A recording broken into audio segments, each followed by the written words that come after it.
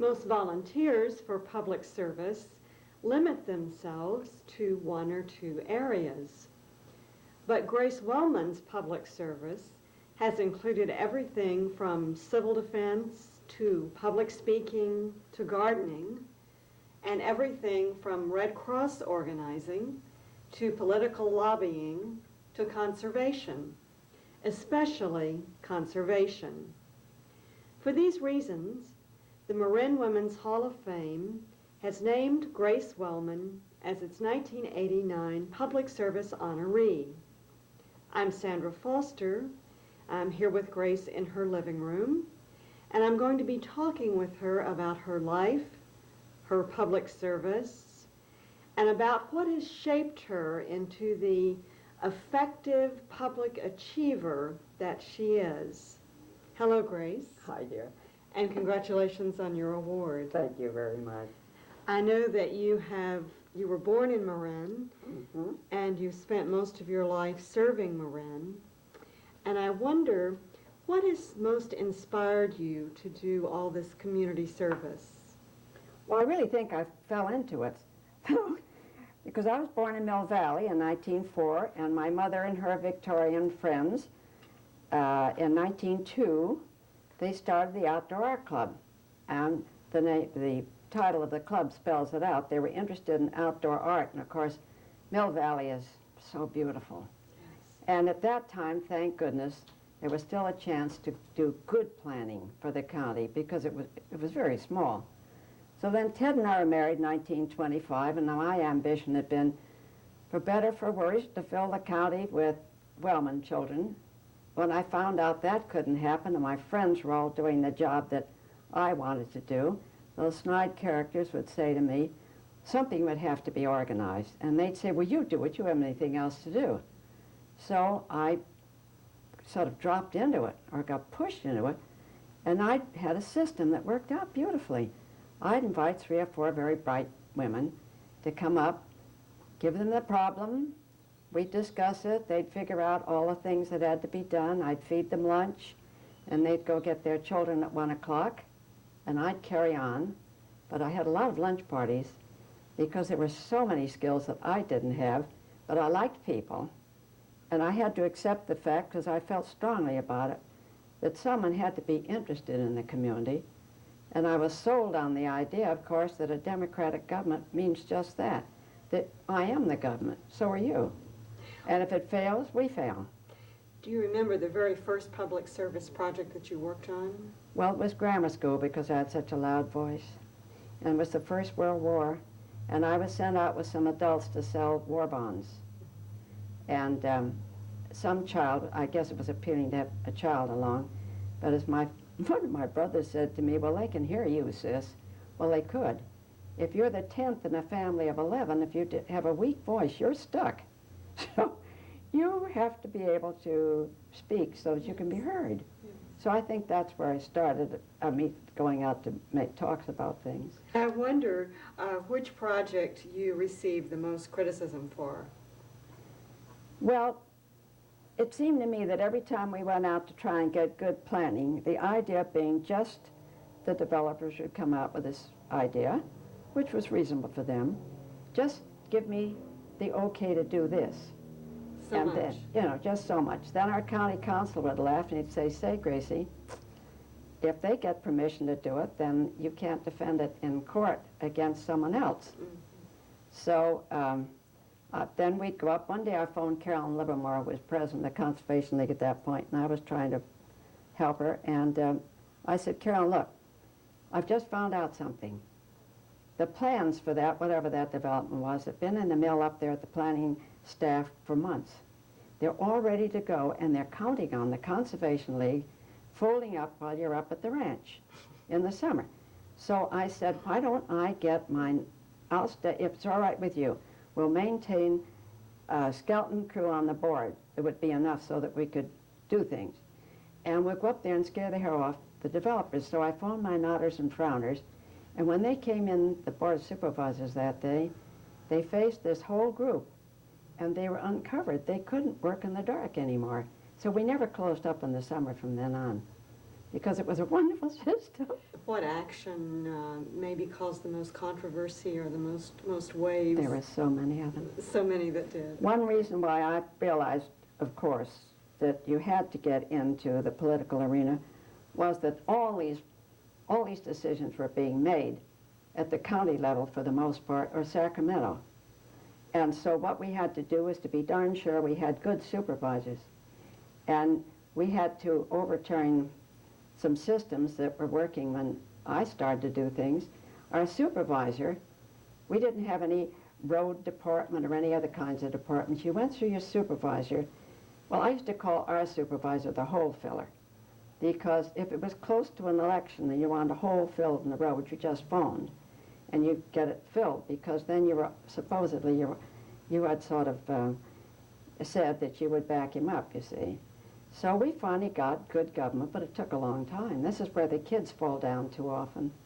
They used to go up to Sacramento with us, and then I'd have a meeting afterwards, and they'd say, well, we went up there and we helped you lobby, and they didn't do what we wanted. And I said, you know, if you want to be effective, accept the fact that you're going to lose far more battles than win battles. And you've got to be there 24 hours a day, 7 days a week, every day. And try again and again. Yeah, again and again, if you believe in it. Mm-hmm. And it isn't going to work the first time. Grace, it's been said of you that you're as willing to clean up afterwards as you are to lead the That's parade. part of it. Do you really have that good of an attitude toward which task you're doing? Well, you just keep, because I say you don't work alone, or we'd never get anywhere. But everybody, well, it's part of accepting the fact that you're not going to win all the time. You clean up all the debris that's left from the last loss, and you put yourself together, and then you go on. And you don't give it up, but you just have to reorganize. You've also done work for the Marin Red Cross for many years. That was wonderful, though, because eventually I ran their volunteers. Oh, as I've said so often when I go out, gee, if you want to be happy, be a volunteer. To begin with, you're working with people who are not spending all day either rocking in their rocking chairs or thinking about themselves. They're people that are interested, and they're always fun to be with. And we had, after the war, when I got home, Glad Smith phoned me, and she said, you've had a rest all through the war. And I said, gee, Gladys, what am I supposed to do? Well, she said, I want you to run arts and skills. I said, I have no arts and no skills. Well, will you go out to Hamilton Air Base and go through the unit and see what's wrong with it, or any suggestions? So I came back, I wrote up a report and sent it in, and then I found that I just thought that was all I had to do. So then I found out from then on I was supposed to run it. So I recruited some people who knew what arts and skills were all about. Now, your great interest in conservation really began, as I understand it, when you were in the Marin Garden Club. Tell us about that beginning. Well, that was a wonderful group, because they started out, and then eventually Carolyn Livermore and 4 other women in the Garden Club formed the Conservation League so they could concentrate. But the Garden Club, Carolyn Livermore was a very inspiring person. She was a tall woman. And we'd go up to the Board of Supervisors, and they listened to her. She was just great. And they realized eventually that what they needed to do was to break away just from the Garden Club's interest in some of the more peripheral things they did, such as trying to maintain, well, help some on planning.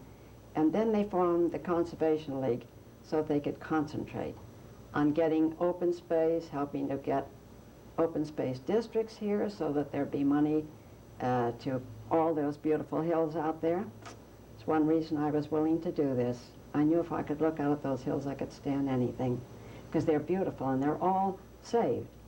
You've mentioned the Conservation League. I know that They're you were wonderful. president of that for 2 years and on the board for over 20 years. Oh, a long time, yeah, about 40, but then I was president of the Garden Club for a while. Well, they're 2-year stints, and then my Ted ran the Conservation League, because that was and is right now an extremely effective group for getting things done.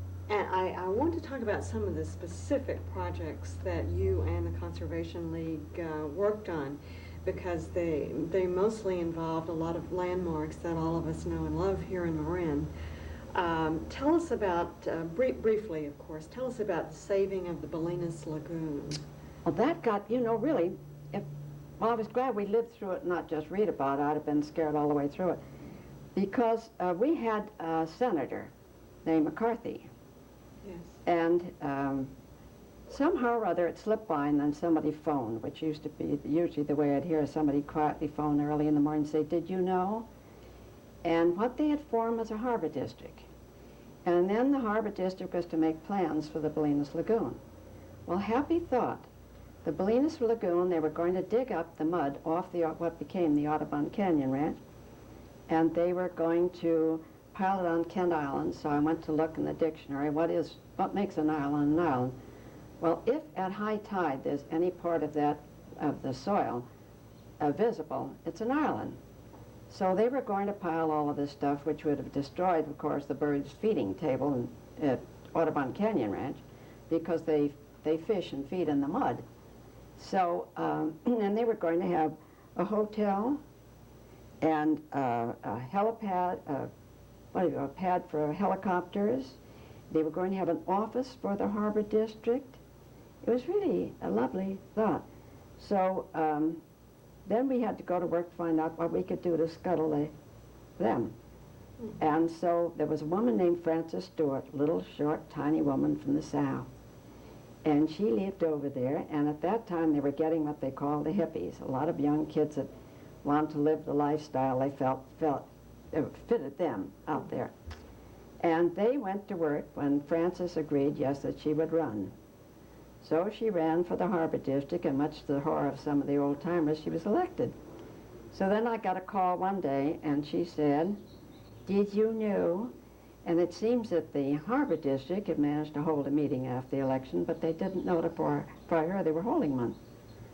So I got hold of Harold Gray, who was the executive director of the Conservation League at that point, and we got hold of a lawyer, and we went to work, and our county, well, the county council was the man we got that time, and he notified them that they couldn't possibly just ignore this new member of the board. So really, it was like getting the camel's head in the tent, you see, because Frances could report back. And eventually we got rid of that one in Sacramento. But it was a wonderful deal, and it came very close to going through. You and your group were also very helpful in getting Point Reyes National Seashore established. What was your main contribution to that? Well, I think, again, it's Peter Bear helped tremendously in that, too. And it was getting people interested, letting them know what the problem was. And then, of course, when they went to Washington, D.C., then they came back. Yes, they were very interested in this, but it would take ages. We had to get it in a hurry. We had to move in before the ranchers out there began to sell off the land for subdivisions, and then there wouldn't have been anything left. So it's, again, it's a question of playing Paul Revere all the time. Right. And didn't you also play Paul Revere with Mount Tam at one time when some construction was projected for there? We didn't do too much on that one. We did more in the Muir Woods. Well, because there's some marvelous groups that have been working, you know, to try and to hang on to town. And of course, our luck was that Taupauas, that Kent owned so much of it and saw that the county got it. You know, it's a watershed. Now, of course, much of your work has involved politics over the years, and you've mentioned that several times already. And there's a wonderful quote I have from you saying, "Decisions are made in the political area, so people had better be involved. Women can't hide behind our skirts. We can't shrink from it because we think it's dirty. We've got to get out in there." How did you learn how to influence politics? Well, just that we weren't very effective unless we had good people making good decisions. And of course, I'll grant you, good meant that we thought that they were all right. But you just had to. If you had people not interested or promoting one other viewpoint exclusively, and they were members of our Board of Supervisors, we wouldn't have gotten anywhere. So we worked on their campaigns. Okay. And did you also lobby for passing Well, we went to bills? Sacramento. Some woman in Ross, she was a jeweler. And we got people and got buses and fill them up. Sometimes we'd take 2 or 3 buses up to Sacramento. It was the same deal. It was going up there and letting them know that, yes, there was an interest. Here we are. Do something. Did you ever consider running for public office yourself? Oh, no. Why not? Well, I can't, you know, I'm filled with admiration for anybody that will. Chip Day was an editor of the Independent Journal years ago, and I went up to meet with the editor about something or other, and he followed me down the hall, and he said, I hear Ted's going to retire. And I said, I've got him to retire a year and a half early, because Ted was involved with everything here. And he said, why doesn't he run for office? And I said, Chip, over my dead body, I think that it's the most thankless thing in the world. I'm so filled with admiration that people will go in, and they rarely, if ever, got any thanks for anything. Ted and I made a point of doing that through the years. Mm-hmm. People come up to complain, but they don't thank people when something, they hope, you know, something that's come along, they hope will be done is done. That's often the case. It's a tough job. If you could right now have any law passed to help Marin or help conservation issues, what would you choose? Boy, there's so many. Protection of the coast. It's just got to be. And of course, it's terrible to say that maybe that awful oil spill was good, but Father used to say sometimes the best example is a bad example, because you can point to it. People say it wouldn't happen. It does happen. And when it does, you can point to it. But really, I think my feeling, of course, for the kids is, if they don't get in there, I can't stay around, and all the thousands of others that feel strongly about the fact that plans that are made just for today, unless they're also served tomorrow, are bad plans. But this is the world they're going to get, and it's either going to be worth something or nothing. Of all your service projects and all the different ways in which you volunteered, what have you enjoyed the most?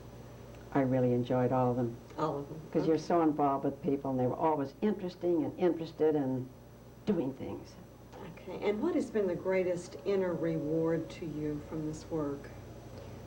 Well, it wasn't the life I would have chosen, but as long as I couldn't fill the world with little Wellmans, I must say that once I got into this, it was so absorbing, and it was endlessly exciting, nerve-wracking, because you never knew exactly how the next chapter was going to be written, how it would turn out. But did you feel like that you were accomplishing some tangible things? Well, you did. You saw the accomplishments, not all right away. A legacy. And so you'd look out just like you do with the open space. What do you think is the most important quality for a community volunteer to have? Well, they have to be interested in someone beside themselves. I would think so. And what advice would you give to someone just starting out today in community service? Enjoy it. Enjoy it. Okay, Grace, we've talked a bit about your work, and now I want to concentrate on talking about you.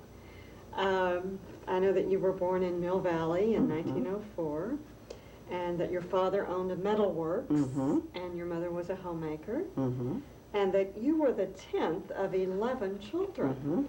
What was it like to grow up with all those brothers and sisters? Wonderful. Wonderful. Oh, well, they were full of stuff. They were just interesting and fun, and the older brothers, of course, one of them, well, several of them were married before I was born, so I was raised with nieces and nephews. About your same age? Well, one niece, fortunately, the oldest one of the nieces, was 6 days younger. I was always grateful to my mother that she hurried. So, at least I was the oldest, by 6 days with Eva Louise, yeah. And which brother or sister were you closest to? The little sister was a year and 5 months younger. The only one that was younger than you? Yes. Oh, she was such a darling, yes. Did you try to sort of mother her? Well, yes, because when Mother died, why, Father used to say to me, now you watch out for Elizabeth. And I couldn't say Elizabeth when she was a little child, and I called her Lickabut. And all those years she was Licky to her grandchildren and great-grandchildren. That's cute. What is your most vivid memory from your childhood? Just excitement. It was wonderful Just fun. always exciting. Great big house full of people, and everybody brought their friends home. It was sort of the center of things in Mill Valley. I guess so. And who influenced you the most as you were growing up? Well, I think Mother's interest in the outdoor art club was fascinating to me. I was on the board for a while down there, and just generally that town recognized the beauties that they had, and they weren't careless with that knowledge at all. Were you a leader as a child? Well, I had ideas, so I did lead some things. I was president of the freshman class the second 6 months, and then I won my block at Taupas, and then I left to go to a girls' school in San Francisco with a little sister when she was old enough to go. And Mr. Wood, who was our principal, no woman had ever won it. So I objected violently. So finally I got a call telling me to come back on Friday when they had this big meeting at the end of the school day. And I got my block, but I was wild over it because I couldn't see then and I wouldn't see now why being a woman or a man made a darn bit of difference. Well, one of the main things that I keep wondering as I listen to all that you've done is how have you managed to cope with ill health and yet accomplish so much? Well, you almost had to, or you just do nothing but think about your body and it'd bore you to death. You know? Okay. What hobbies have you enjoyed over the years? Well, I had to give up swimming and tennis. Hiking was a thing I loved, and I loved to garden. But as things dropped off, well, you had to realize it was like walking down the hall, I guess, doors closed, and you keep walking and open up another one. They're there if you do. And what would you say you're most living for right now? Well, I keep trying to find a reason. You know, I think I have to find out what's going to happen, things that are either the federal government or here. Mm-hmm. So I think I try and keep my mind on something where you really want to know what the next chapter is. Because as a spectator, it's a little discouraging. You can't get in there and do something about it. Mm-hmm. So I try and get very interested finding out or listening to what's happening. What is your worst fear for Marin County in 20 years? That people will lose interest in trying to plan for what's left. There's not much left to plan for.